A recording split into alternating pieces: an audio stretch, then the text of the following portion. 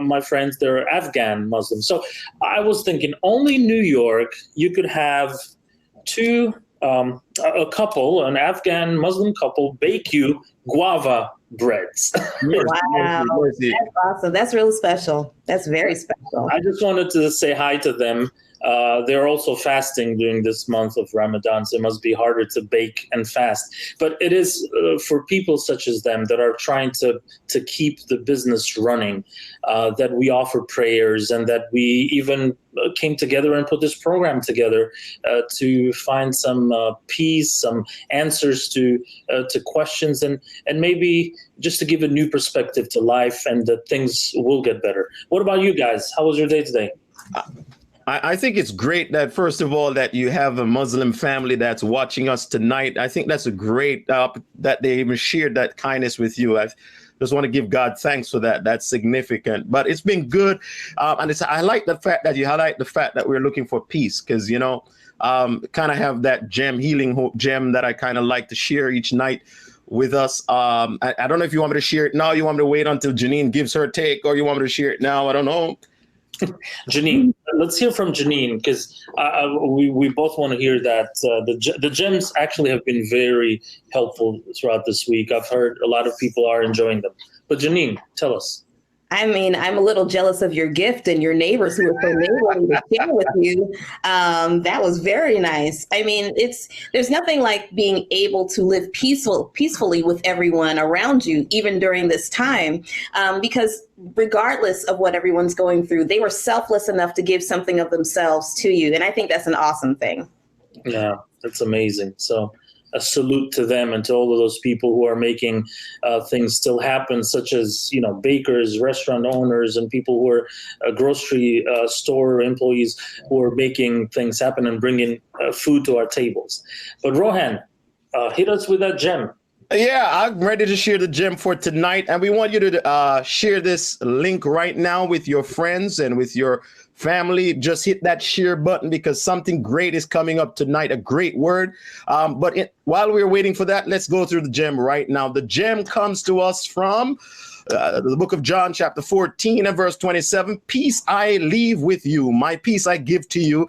Not as the world gives do I give to you. Let not your heart be troubled, neither let it be afraid. In a time like this, what a word of comfort, what a word of assurance, what a word of encouragement. Let not your heart be troubled, because God can give us that peace that passeth all understanding. Amen. And I think the part that I like is let not your heart be troubled. So we don't have to worry about anything. What do we have to worry about? If God says, let not your heart be troubled, then we have nothing to fear. Amen. Amen. Amen. Thank you for sharing that, Rohan.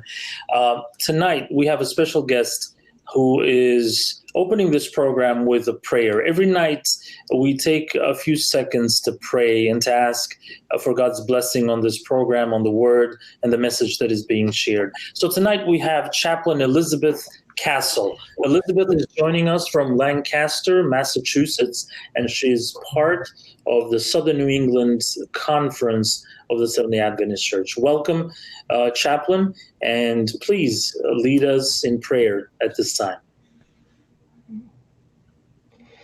Father God, it is our privilege to come together just now.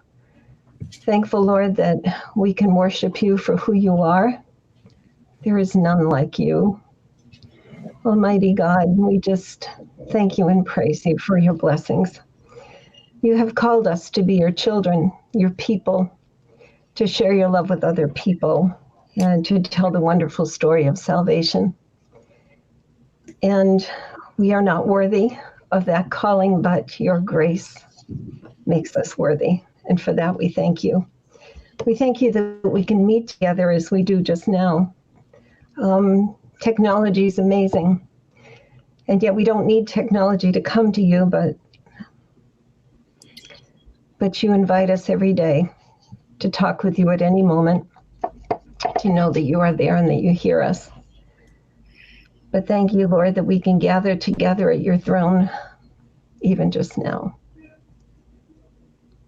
Lord, we're living in uncertain times. The last few months have been so difficult.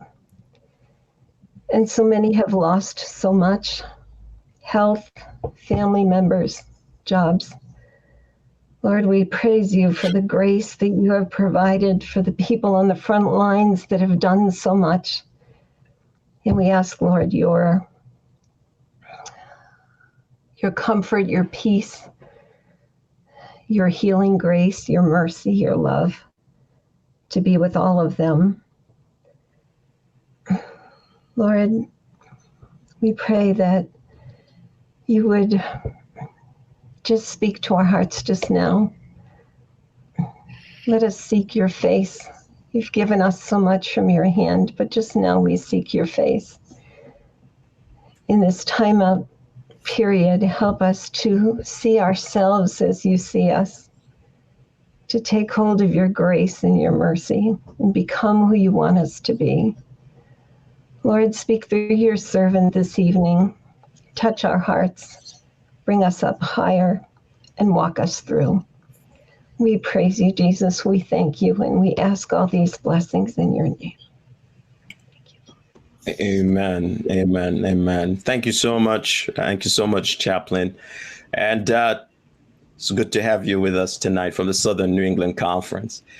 And now we're going to be continuing our program because we know we want to bring our speaker on early tonight, but we've got a special guest coming to us from Manhattan. We want to welcome to the program this evening, Dr. I want to make sure I get it, Annette España, and make sure it's Santiago España. Is my Spanish pronunciation good? Muy bueno, muy bueno, muy bueno. All right, good.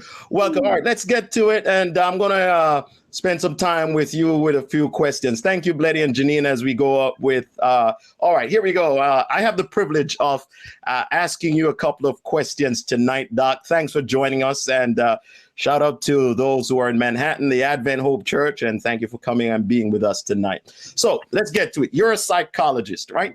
Mm-hmm. Yes, I am. All right, great. So tell me, what is this COVID-19? What is it normal to feel anxious about COVID-19? Is it normal?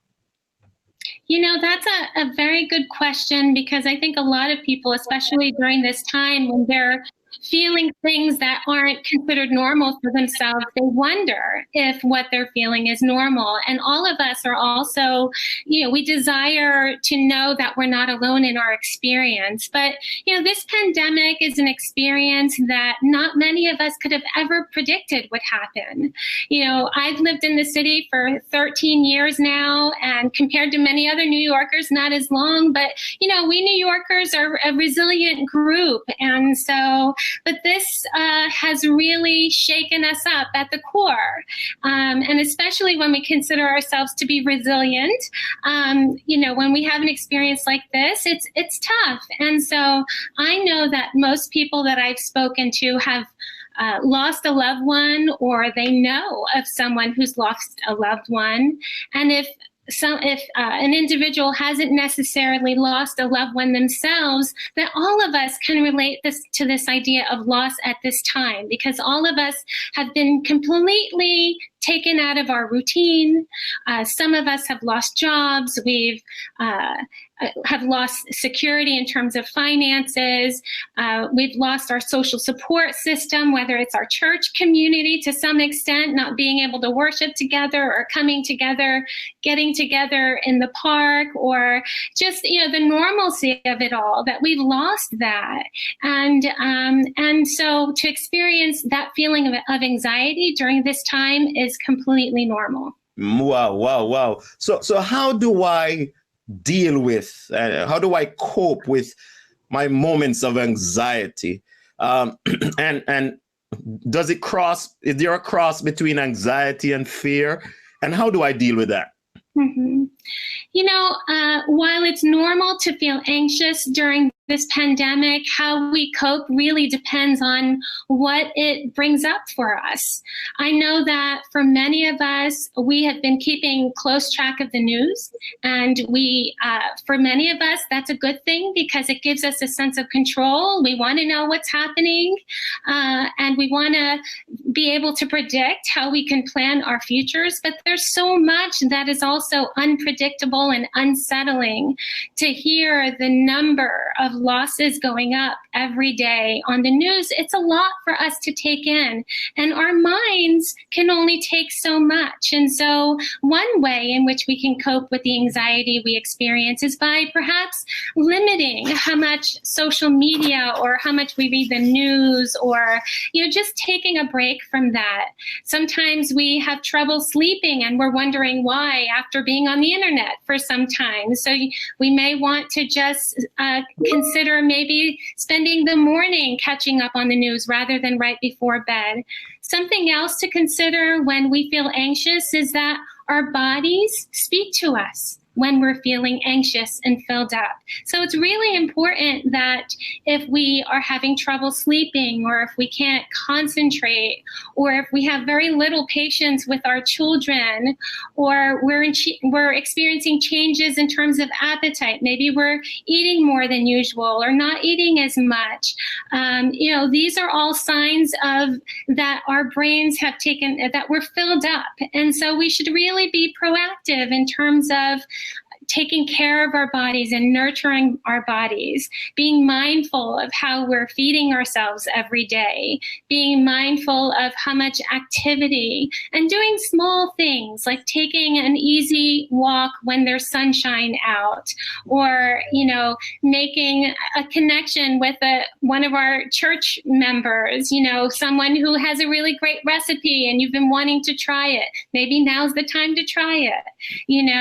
We can also, there are a lot of people who rely on substances like alcohol and drugs and things like that as a way of calming down. But for people who struggle with anxiety, now is the time to reconsider that, because sometimes these substances can exacerbate your symptoms and make you feel even worse. And just keeping in close contact with loved ones, whether that be through social media, Zoom, phone, or what have you, and being able to find a space, a community group that the church is offering. Having a space to actually talk about your experience is really important, because then that's the way in which we decrease our stress hormones. We can experience validation and know that we're not alone in our experience. I think that's so key. You said so many things that I want to jump on, but we're out of time. But so many good things, Doc. But let me take, you talked about taking a walk, and then I come to the alone piece, and then we got to close it. Last question. But like some people take a walk to kind of ease their minds, and, self-disclosure, I kind of went the other day and detailed my car, like kind of spent the time outside, detailed my car, kind of clear my head. But then the connection piece. We are beings that like to be interconnected with each other. How important then is that connection? You're talking about making that call with your family, making that call with a friend, trusted friend, having that daily communication going. That's significant to the process, I hear you say. Yes, absolutely. There is something that helps us to be resilient when we know that we're not alone and that we are all in this together. All right, great. Final question, because we're out of time. Final question. What should anyone do if they can't stop worrying? Now, some people suffer with more worrying anxiety than others do. What should they do if they can't? What is your recommendation? Yeah. Well, some anxiety is a good thing, because it is what motivates us to take the steps we need to take in order to be safe. It's like, being proactive in social distancing ourselves or washing our hands, but when our anxiety is at a degree that where it gets in the way of our ability to function on a daily basis, or maybe we have a loved one who is giving us feedback and saying, you know, you haven't been yourself lately, and I'm really worried about you. I think those are moments when it might be a good idea to reach out to a professional. There are many resources here in the city, some of which are listed on the website here for this program. But to reach out to a professional who can be supportive, to teach you how to better cope with the anxiety, to have a safe space to talk about these things can really make a difference. And the way in which individuals can do that is by reaching out to your medical provider or reaching out to your insurance and getting some recommendations for referrals. So there's nothing wrong. There's nothing to be stigmatized by seeking help and intervention.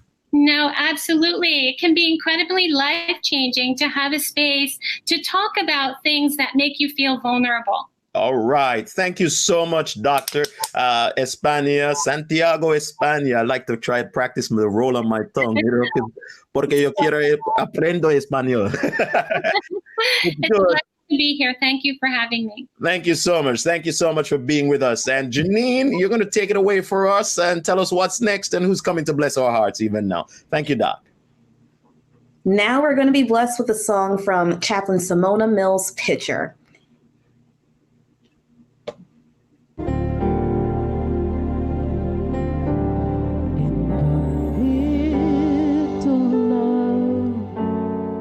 Turbulence surrounding you, these trying times are so hard to endure, but in the middle of what seems to be your darkest hours, hold fast your heart and be assured that this too shall pass, like every night that comes and goes before it. He'll never give you more than you can bear. This too shall pass. So in this thought, I hope you are comforted. It's in God's hands. This too shall pass.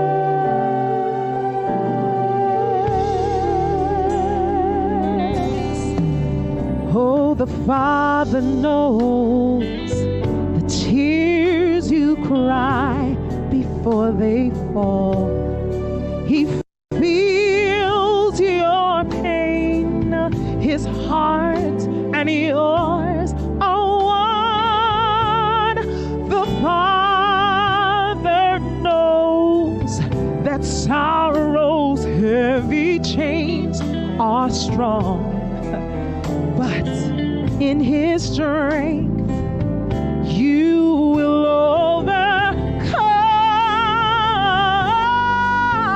This too shall pass, like every night that comes and goes before it. He'll never give you more than you can bear. This too shall pass.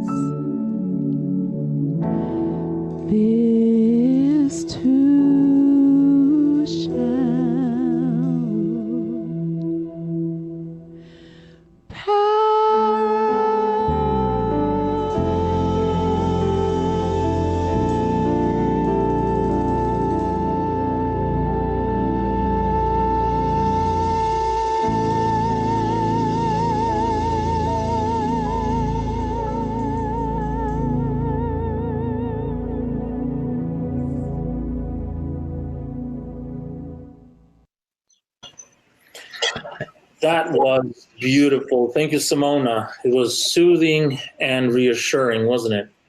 Yeah, Definitely a beautiful song. beautiful song and beautiful voice. I was blessed by that. Yeah. And now we have the privilege of listening to another great message. Let's bring on Dr. Nelson. All right, we're going to bring on Dr. Dwight Nelson tonight. There you go. How are you tonight, Dr. Nelson? All right. What Chaplain Simona just sang was just, it's what we needed tonight.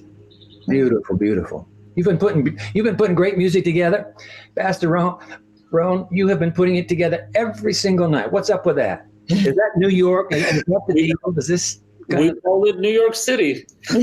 Man, I have been so blessed standing here in the waiting room, just taking it in. So thank you. And with your permission, I'm jumping in right now. No problem, sir. Jump right in. All right. I want to say to Chaplain Simona, bless you.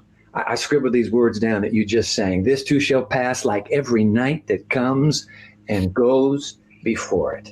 Oh, we need to know that, because we're in a dark night right now. Not just New York City and New York State and Michigan State.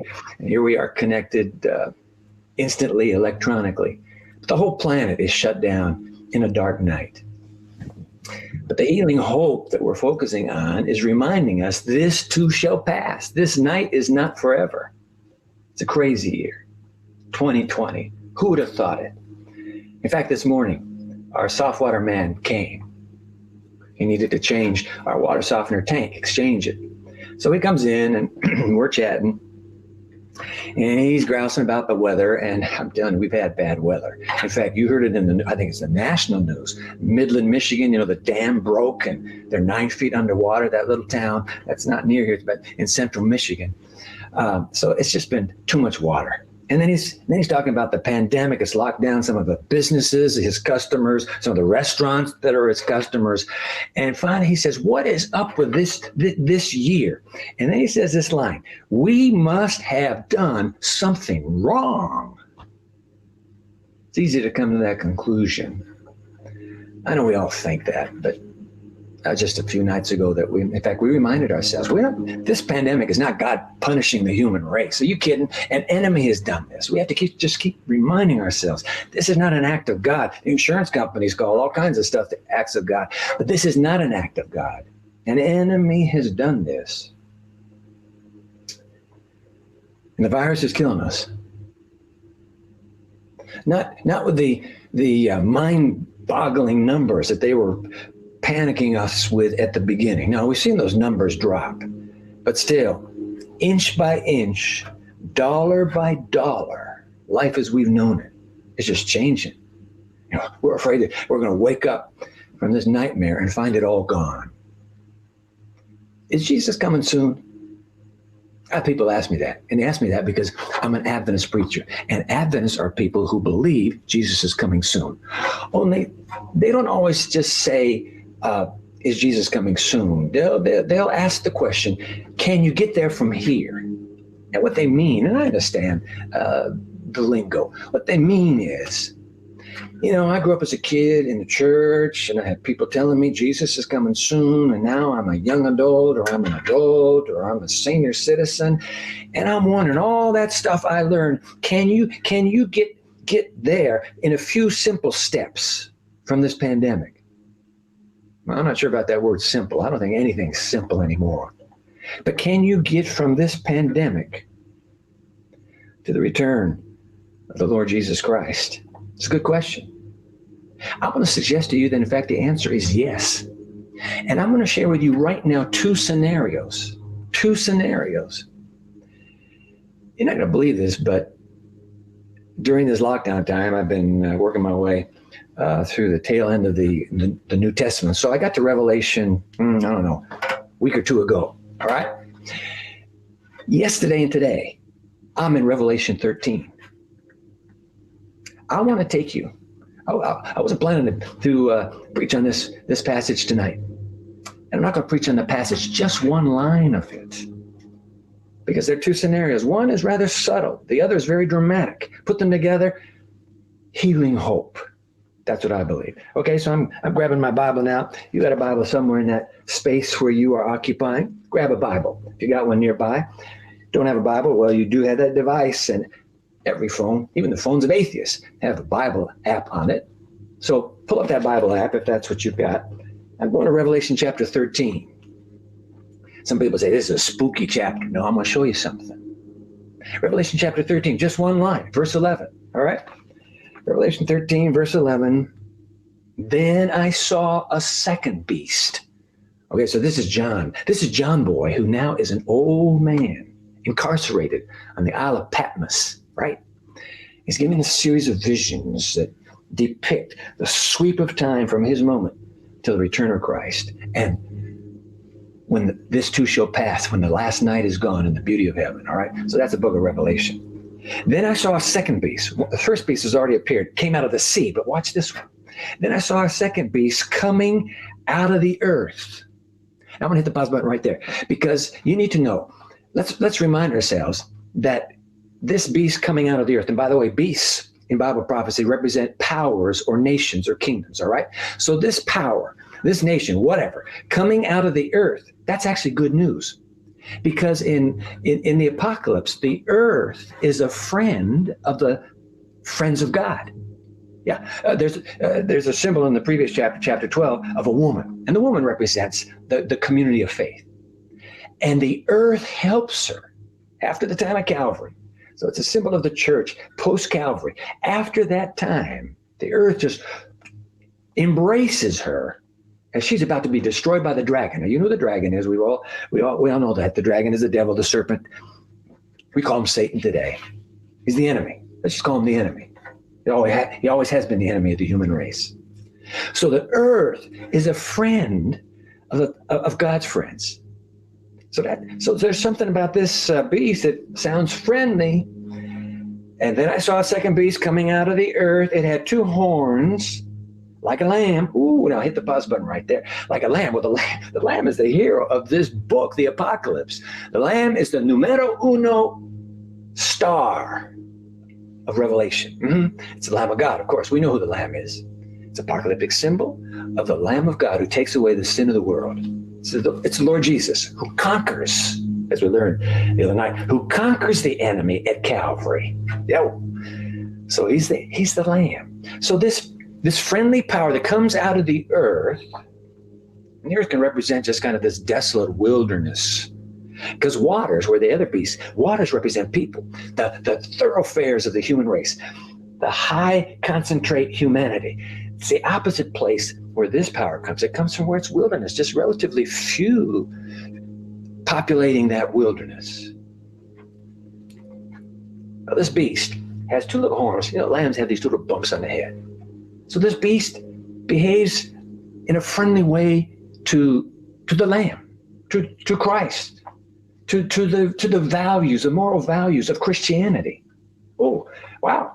Then I saw a second beast coming out of the earth, so it's going to be a friendly power. It had two horns like a lamb. Oh, it's going to be have an openness in its heart for the great moral values of Christianity.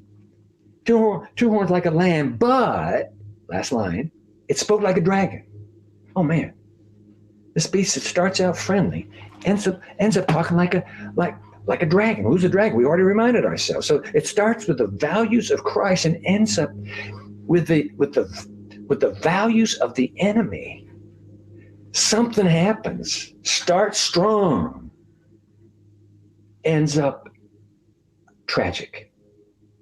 Now, the faith community that I belong to believes that this earth beast, and I share this belief, by the way, that this earth beast that dominates the planet at the end of time, rising up out of obscurity in a relatively uninhabited wilderness, and in relatively short time moves until it has global enforcement power.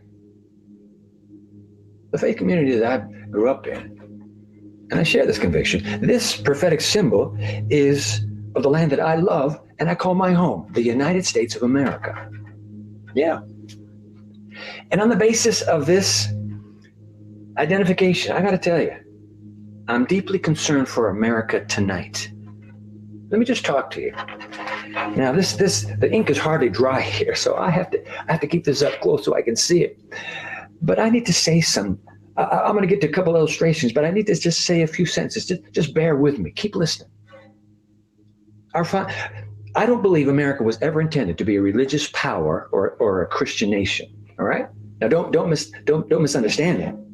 Our founding fathers and mothers worked hard to prevent and preclude the formation of a state church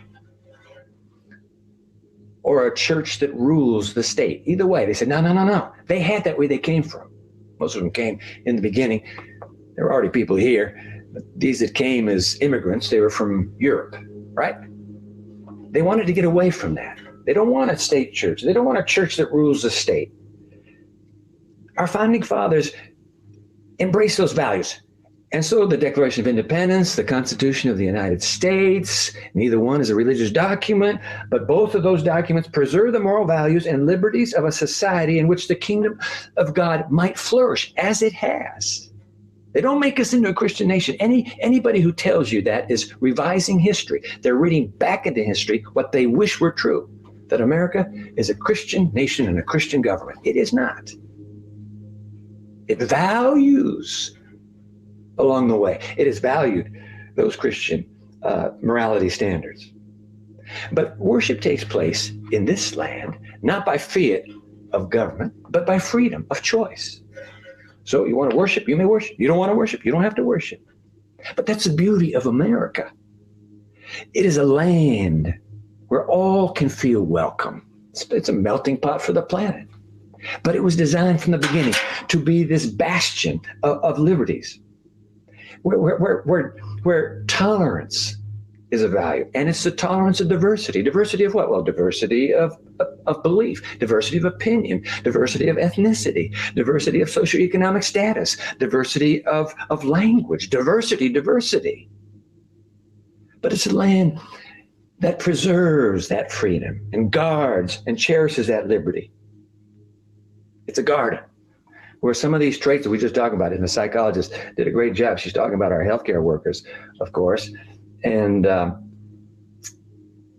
truth is that these human virtues that we've been watching in the evening news, and I'm talking about compassion, and I'm talking about caregiving, and I'm talking about truth speaking, and I'm talking about honesty and service, unselfish sacrifice, all of these human virtues that we admire. This land is designed to be a garden where they could flourish. Those values can flourish. So,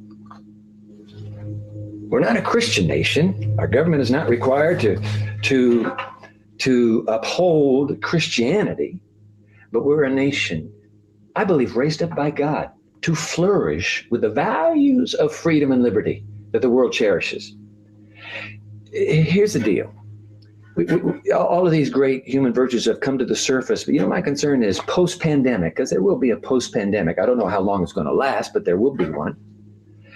I'm concerned that we might revert to our pre-pandemic antagonism against one another, racially, economically, politically, socially, even religiously. We have become a fractured and broken nation. I'm preaching to the choir because I see you nodding your heads. In New York, of course, we know America is in trouble. We are people in need of a revival, a spiritual revival, which was the point of two little op-ed pieces I shared last night. Now, I'm going to go back to those because you didn't get it. It just went, but we need to linger just a little longer. I want to go back to those two op-ed pieces. And I need to tell you, by the way, the truth about editorials is that even though they're written by a single person who identifies him or herself, they're often rather important and influential people behind the scenes who have allowed that editorial to be published and who share the opinion of that editorial. Every time you read an editorial, just remember, that's not just one man or one woman's point of view. Somebody else is saying, I want this point of view to be expressed. Okay? So we're going to go to those two. And the point is, you can get there from here. This is scenario number one. So we're going back to those two. Okay, put this back down. First, let's go back to the Wall Street Journal. Okay, that's the heart of New York City right now. The Wall Street Journal. This is March 26th of this year. What is that? 2 months ago. Op-ed piece with the title, "A Coronavirus Great Awakening?" ? Okay, so that's a question. The piece is written by Robert Nicholson. It opens with this line. Could a plague of biblical proportions be America's best hope for religious revival? Okay, so now he's making his point. Here we go. The past 4 years have been some of the most contentious and embarrassing in American history. True that. Squabbling over trivialities has left the public frantic and divided, oblivious to the transcendent. That's code language for God. He's talking oblivious to God. But the pandemic has humbled the country and opened millions of eyes to this risky universe once more. Where's he going with this? Here he goes. For societies founded on the biblical tradition, that'd be Judaism or Christianity, cataclysms need not mark the end. They are a call, here's his point, they are a call for repentance and revival. That's his point. Will Americans, he asked, shaken by the reality of a risky universe, rediscover the God who proclaimed himself sovereign over every catastrophe? Can you get to a revival from this pandemic? He's suggesting in the Wall Street Journal, the answer is yes. And I believe he's right. I believe we need a revival in this land. And don't you tell me we don't need a revival. Of course we need a revival. Wouldn't it be a stunning discovery to learn that God, in fact, allowed this pandemic, didn't cause it, but he allowed it, in order to awaken in humanity's hearts again a longing for him. Would that surprise you? I mean, we need divine hope. We need divine help. Do you suppose God longs for a spiritual revival in America? The answer is, but of course. Look, God sends Jonah. You remember that little story? God sends Jonah. And Jonah, 3 days of preaching, God ignites a fiery revival that goes from the highest political leader in the land to the lowest social servant in society. Everybody between there and there, their hearts were changed. God wanted a revival. You don't think God wants a revival in America? Think again. Don't you think God wants a revival in New York City? But of course. How about Berrien Springs, Michigan? But of course. We ought to be praying for revival. Not just these op-ed guys. You and I. Why not? The God who loves our cities, the God who loves our villages, the God who loves our citizens, our nations. God is very much intent. This God who loves us, the maker of all things, loves and wants us. This God, oh, he must be longing for a revival. And he can't start one without free choice. Remember that from another night? You got to have free choice. I can't force this on anybody. But if somebody starts asking, somebody starts praying, well, you know the rest. Now, here's the other op-ed piece. This one appeared April 1, okay? So that's a month and 20 days ago. It appeared on the website New Boston Post. And they call themselves, the website was created back in 2015. They call themselves a group of conservatives, libertarians, yada, yada, yada. Their tagline is the hub of conservative thought.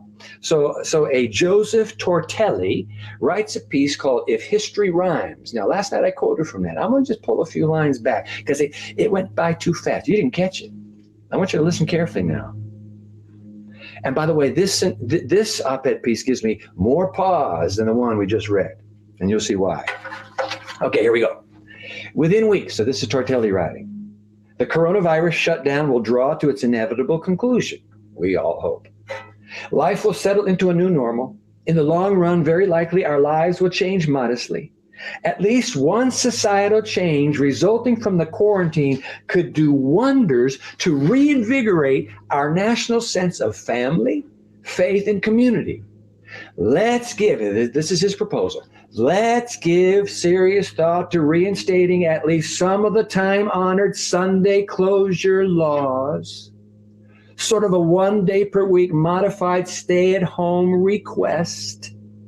Such action would rededicate our society to a regular day of rest, family meals, civic associations, and, you knew this was coming, religious observance.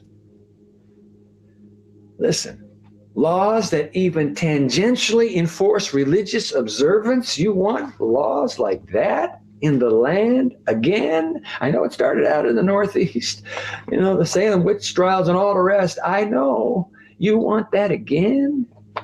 Not the witch trials, of course. Tortelli spends 2 pages making his point, a case for Sunday laws to provide a day of rest. And he ends with this appeal, all right? That well-known line misattributed to Mark Twain says, history doesn't repeat itself, but it rhymes. Here's his appeal. We are witnesses to history rhyming through a medical contagion and many days of quarantine. After that quarantine passes, why cannot we also envision higher priorities for 52 Sundays of family dinners, neighborhood gatherings, and church bell chimes? Yes, that would be the sweetest sound if history rhymes. End quote. Well, Mr. Tortelli, you know what? You're right. History does rhyme. And you're also right. We need a revival. Oh, we need a revival across this land. Absolutely. A revival of old-fashioned faith. That's what we need. And your suggestion that Sundays be set aside as a day for family rest and religious observance across this nation, it really does rhyme. But Mr. Tortelli, your suggestion actually rhymes with a history this nation was founded to leave behind. We don't want to go back there. The history of the Dark and Middle Ages, when the church long ago turned to the state to enforce the church's Sunday rest, which is why we, with our fellow Sabbatarian friends, the Jews, and our Friday worshiping friends, the Muslims, and our no worshiping friends, the secular atheists, which is why we cherish the freedom of this nation that protects the state from the church and the church from the state. We actually don't want our history to rhyme with your history, Mr. Tortelli. Oh, yes, we are a land and a people in deep need of spiritual revival. I agree with both op-ed pieces. You know that. But the second piece suggests a political strategy. Revive Sunday closure laws. That would be the death of freedom of worship this land was raised up to promote and protect. In fact, look, on the page for Revelation 13 in my Bible, I've scribbled these words right at the top. I'm going to read them to you right now. They're written by the American writer named Ellen White. You may have heard of her. Here's how the line goes. The Lord has done more for the United States than for any other country upon which the sun shines. Wow. I'm in a congregation that has almost 100 nations in it. But there's one nation that has been the recipient of divine blessings unlike any other nation upon which the sun shines. God bless America. We sing and we meet it. And he has. We're in danger as a nation, however, of squandering the divine blessings that have been poured out upon this land. But we will also be in danger if our religious leaders of the mindset of Joseph Tortelli, if our religious leaders go to the political leaders of this nation with a request that their National Day of Rest on Sunday proposal be decreed by law. And they say, remember, we put you in office. You owe us one. Yeah, I'm concerned. Can you get there from here? I'm telling you what, you can get there from here. All it takes is one more devastating, catastrophic calamity or crisis. And the dots connect overnight. Overnight. Scenario number one. Can you get there from here? Absolutely. In a few short steps? Well, I don't know what short means, but you can connect the dots. I promised 2 scenarios. So here comes scenario number 2. I've been brooding over what this pandemic means and has revealed to the world. I've got 5 ideas that I've concluded. See if I'm right, true or false, okay? So I'm gonna run them by you, and then you just say yes or no, okay? Number 1, for the first time in my life, the nations of earth are united in one common and desperate effort to eradicate a crisis. True or false? Yes or no? Of course. Number 2, nations heretofore enemies and antagonists are now united around a common agenda, a common threat. Yes or no?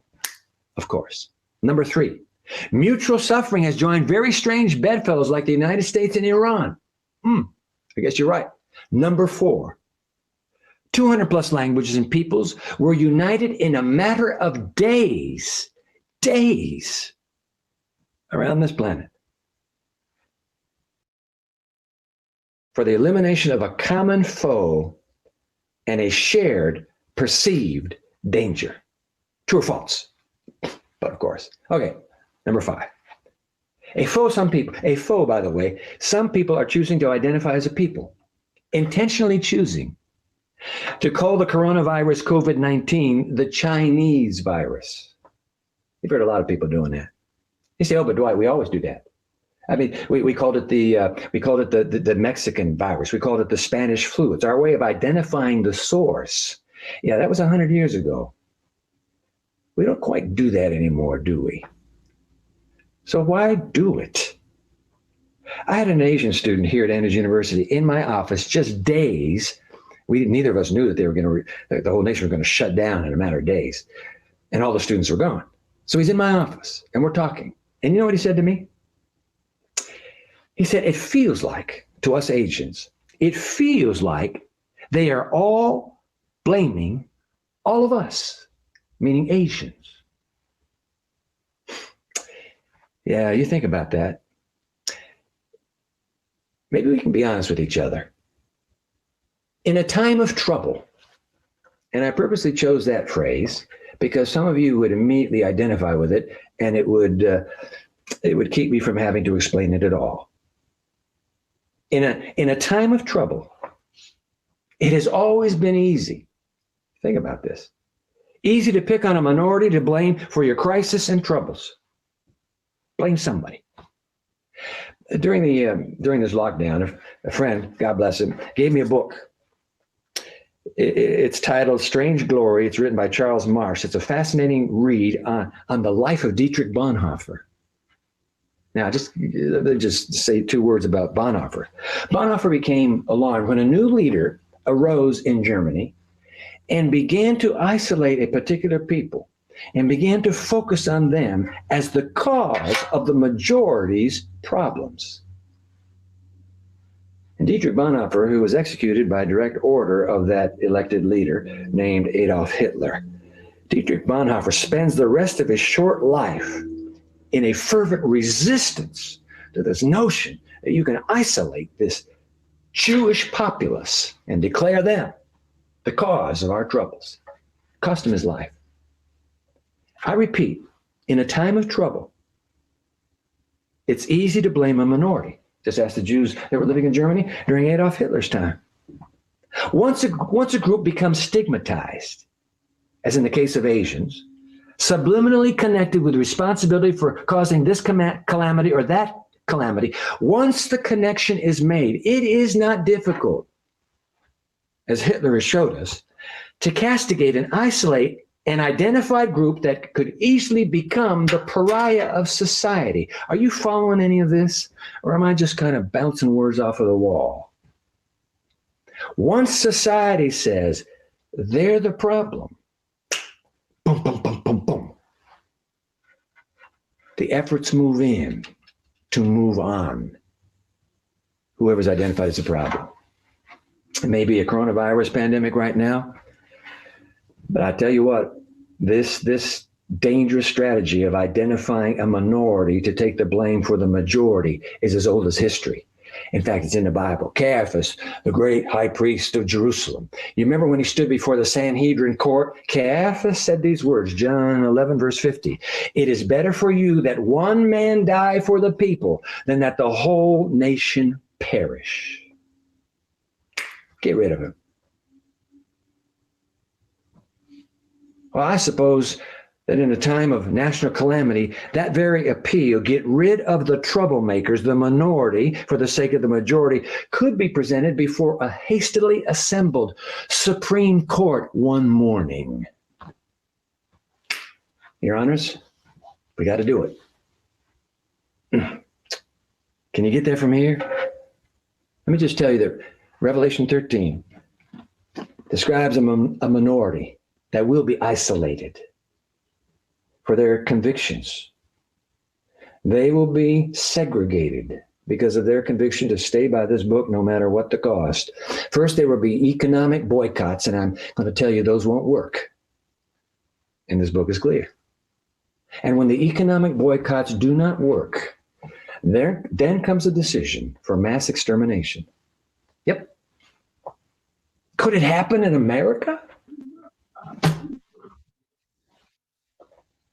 Keep your eyes open. Keep listening. 2 scenarios. Can you get there from here?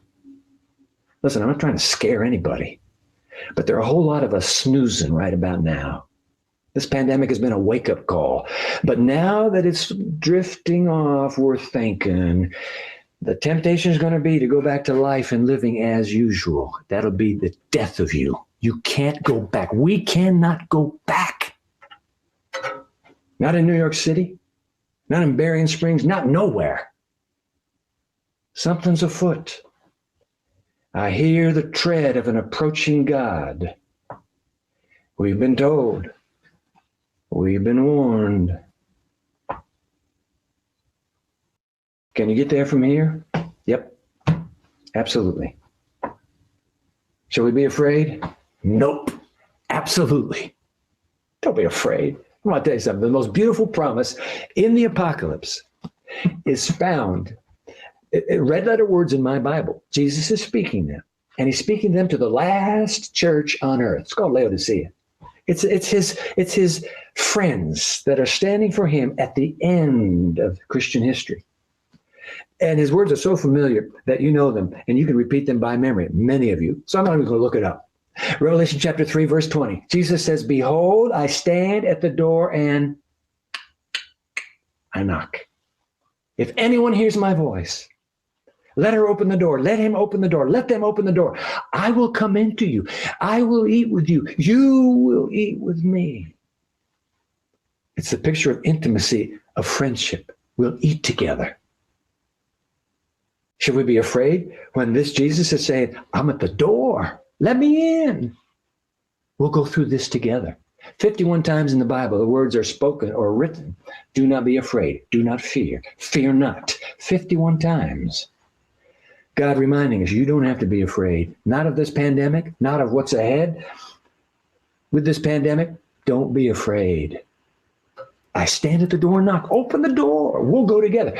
Lo, I am with you always, even to the end of the world. No fear. No fear. No matter what. This too shall pass. As Chaplain Simona sang a moment ago. No fear. Why? Because Jesus is with us. Why be afraid? The King of Kings. The God who loves us with an everlasting love. He's with us.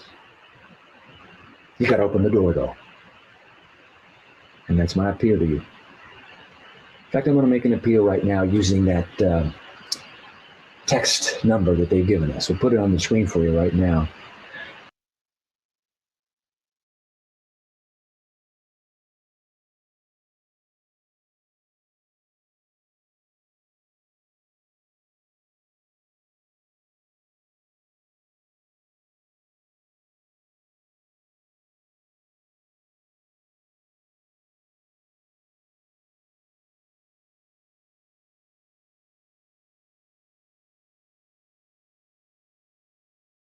One of these is yours.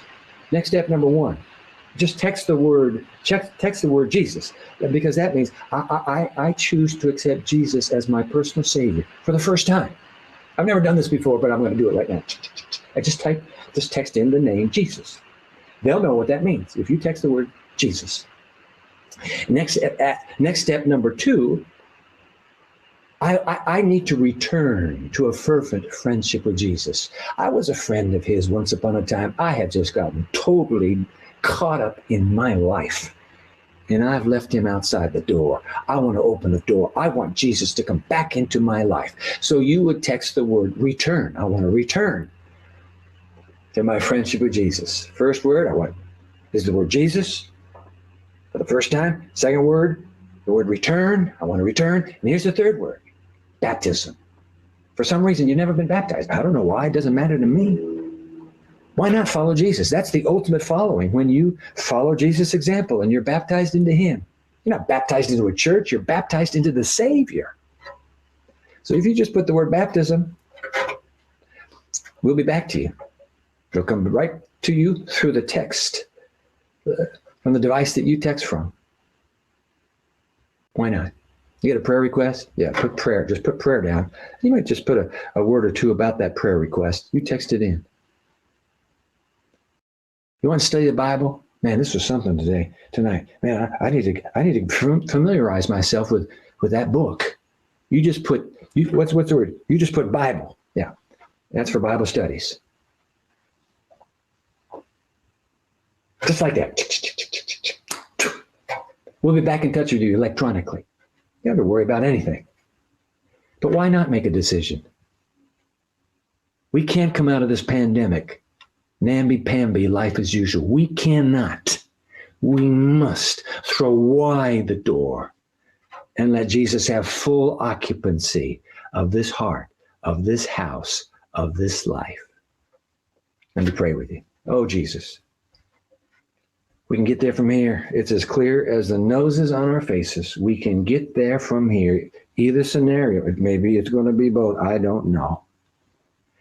We can get there from here. You are coming soon.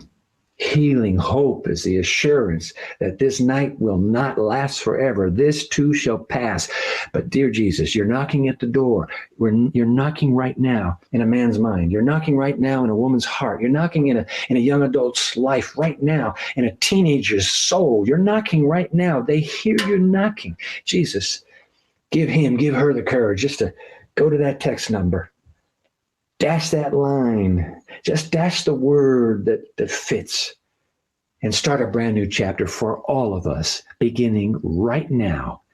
In your name we pray. Amen.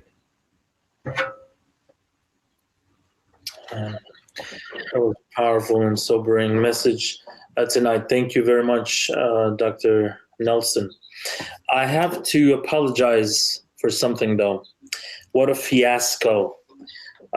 We didn't knock on your door today. What happened? I didn't miss it. we actually said we were going to ring the bell, your doorbell. Right. Did you hear that? I heard it. But anyway, guys, keep that number on that screen. Will you, Rohan, keep the number on the screen. People are making decisions right now. And so if that number can stay right there, that just gives them the courage. That means that they don't have to check out now, because that number disappeared. Yeah, there it is now. Now they get it. Because, guys, these two scenarios are critical. It could go either way. It could go both. It can come from a whole 50 other directions. But the point is, you can get there from here. And I know you share that conviction with me. But we just have to keep reminding ourselves, we can't give up on this thing. We just have to stay the course. This pandemic is awful. But don't be afraid, Jesus says. Just let me in. I will walk with you. I will be with you till the end of the world. So God bless you. Thank you. Very sobering tonight. Janine, what was the highlight for you?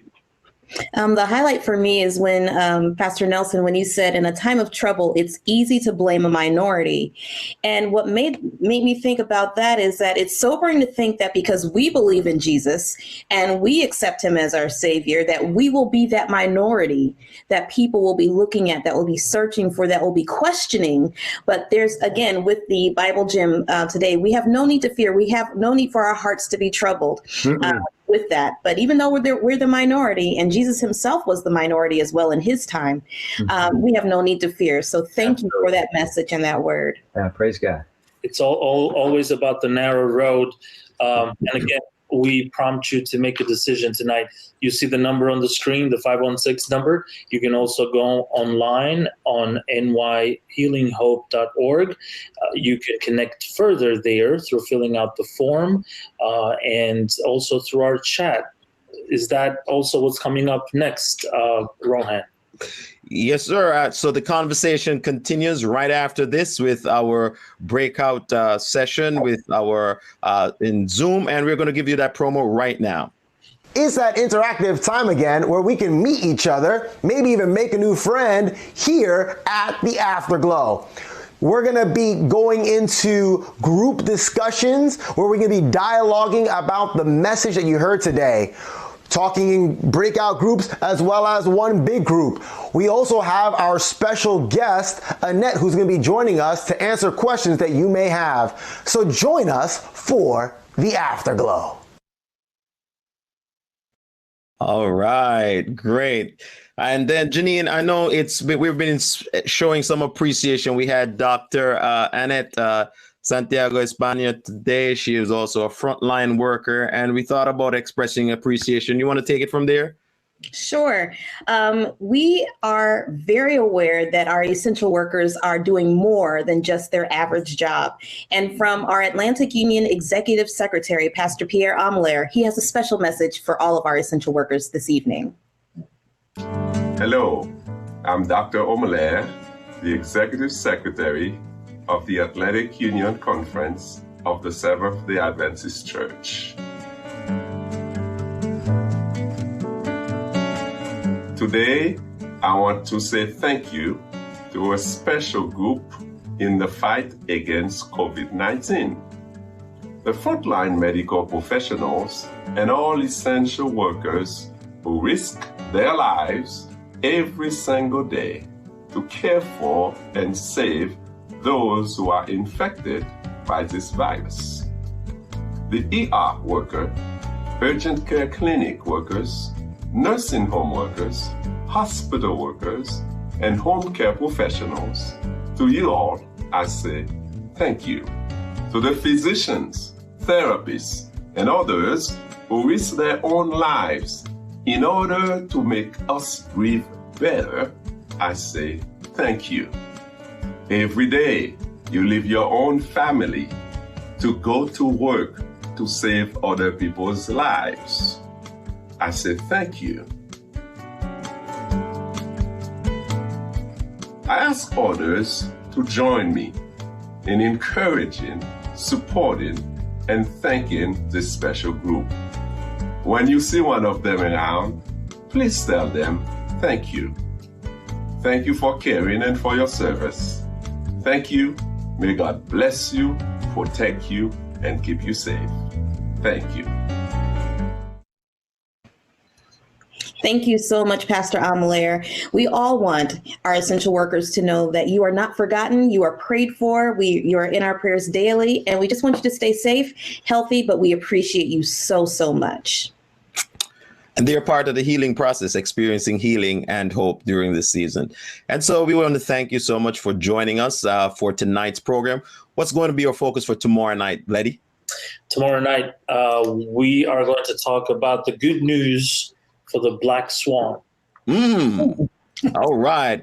Join us again tomorrow night at 7 p.m. And we just want to put this up because the lines are open right now. So if you're interested in talking with someone for emotional support or spiritual support, and you want to continue that conversation in response to what Dr. Dwight Nelson said today, there are the numbers for you if you're in the continental United States or if you're in the island of Bermuda.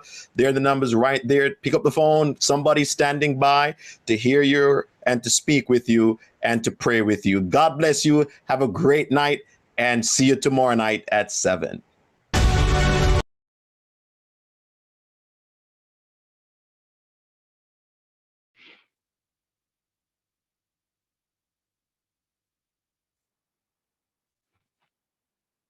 You are taking all the spiritual precautions.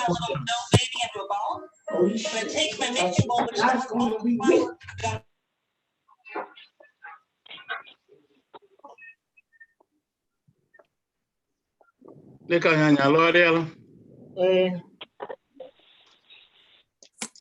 Ekele dịrị Chineke ka anyị acha ndịkwa ọdịkwa ụdị ọdọ. Anyị kele Chineke ekele. Anyị bụkwa ndị ndụ. Oge awa Canada anata ozi ndị Kanania. Anyị ga-egawa n'ihe na program anyị. Ụlọ ọma. Ụlọ ọma ụmụadị ọnụ nga. Ụlọ nga. Ma biko ma bụrụ ya ị nwere ohere ọ dị convenient for you. Gụọrọ anyị uri anyị biko. SDH 528. The Lord's our God, in Him we hide, a shelter in the time of storm. Secure whatever may betide, a shelter in the time of storm. Mighty rock in a weary land, cool and shade on the burning sand, faithful guide for the pilgrim band, a shelter in the time of storm. Shade by day, defense by night, a shelter in the time of storm. No fears alarm, no foes affright, a shelter in the time of storm. Mighty rock in a weary land, cool and shade on the burning sand, faithful God for the pilgrim band, a shelter in the time of storm. The raging floods may round us beat, a shelter in the time of storm. We find in God a safe retreat, a shelter in the time of storm. Mighty rock in a weary land, cool and shade on the burning sun, faithful God for the pilgrim band, a shelter in the time of storm. O rock divine, O refuge dear, a shelter in the time of storm. Be thou our help forever near, a shelter in the time of storm. Mighty rock in a weary land, cool and shade on the burning sun, faithful God for the pilgrim band, a shelter in the time of storm. Amen. Amen. I'm getting our testimonies and prayer requests. Our testimonies and prayer requests. I don't know when I want to ekele Chineke ekele ma ọ bụ eti ya mma mma. Ma ọ bụ ekpere ihe ọ bụla ọ chọrọ ka anyị ka duru Chineke ekpere n'abalị a. This is your time. Yeah, I'm going to let you make a kilo, but you won't. Because I thought I'm going to be Melita, I got to come with you. Well, I thank God.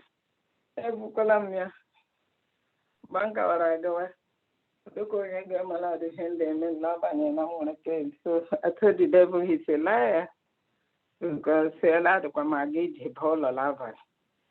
Throughout, I didn't make prayer, mark 6, mark 9, each year I made it. I'm literally just a few minutes before K12. So my question cake, and I request some with her. And what for him didn't expect ya for first Chineke ya be ya got not at your first. Now Jesus. Amen. And now you want no na SDA pain. No toto utamama Chineke make whatever. Make her thought the dear and tolerable. I know most of us are going through pain. But as we keep trusting and holding on to God, I feel like I'm about to tell a lot of because I got the issue almost majorly care to hug me. Like kitchen and care of no turn. Can you know your land got serious pain? Aka. Need to drown in Fina Jesus. Amen. What I got about kitchen. Amen. Amen.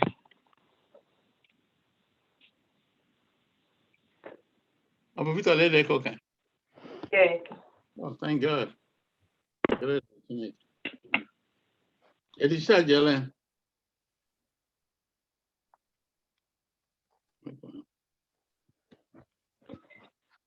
And I will for the mute. Okay. Yeah, no, Ototomba, they are about to Okay. release her. Yeah. Thank God. I cook, release the apple near to kick it. Okay. It's not on phone. Mụ na-ekele Chineke nke ọ dị ukwuu ụmụnne m. Chineke na-aza ekpere anyị o. N'abalị ahụ a bịara kpechaa ekpere m bịara nye kọmplen maka otu obi ji nyigide m ma ọ bụrụ na enweghị free mind obi ụtọ ma ọ gịnị. Eziokwu m n'ụbọchị taa abịara ihe ndị ahụ bịara pụọ ma obi m abido bịa dị free dịkwaghị ihe ọbụla na-anyịgide m n'obi and obi na-atọzi m ụtọ.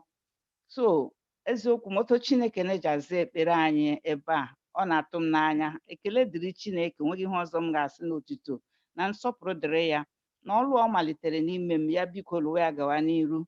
Achọkwa m complain because o merela m ihe dị ịtụnanya n'ime ndụ m kemgbe m batara nsoro unu na-abịa n'ebe a. Ka Chineke gọzie anyị niile n'aha Jizọs. Amen. Amen. Na-esi nze nwa. Ọ dị onye ọzọ?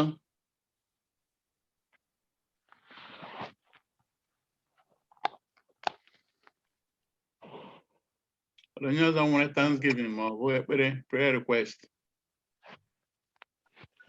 FirstIgbo, ana m eto Chineke mma n'ihi ịdị mma na obi ebere ya na odudu ọma ya. Otu o jide edukwa anyị oge anyị dị ịga ọrụ anyị adịkwa agada alọla udo. Dola coronavirus pandemic ga-etuola beta ọ dịghị kwụsịcha.